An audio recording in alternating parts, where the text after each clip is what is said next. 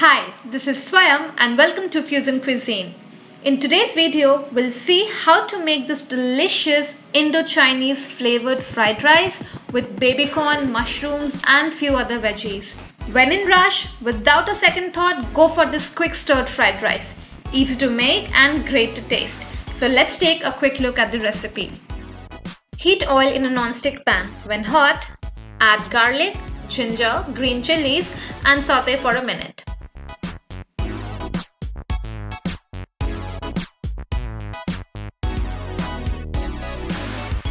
Next, add onions and sauté on high heat till the onions turn golden in color. At this stage, add around a cup of mushrooms, season them with some salt and sauté it for about a minute.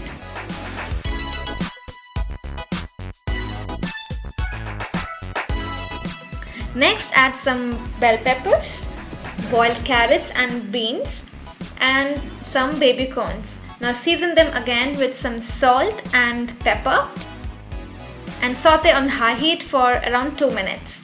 Remember, we want the veggies to still remain little crunchy. Now at this stage, we'll add rice which is already cooked and it should be at room temperature. Add some salt and black pepper followed by soy sauce,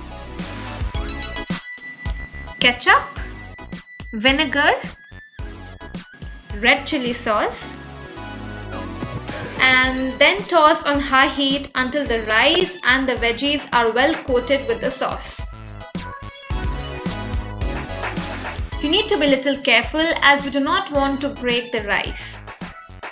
And now as you can see, our mushroom babycorn fried rice is ready to be served hot.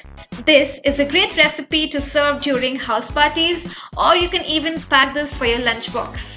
If you enjoyed watching this recipe, do give me a quick thumbs up. And hey, it's time you subscribe. And don't forget to click on the bell icon to receive notifications. Keep watching Cuisine and I'll be back with another recipe very soon.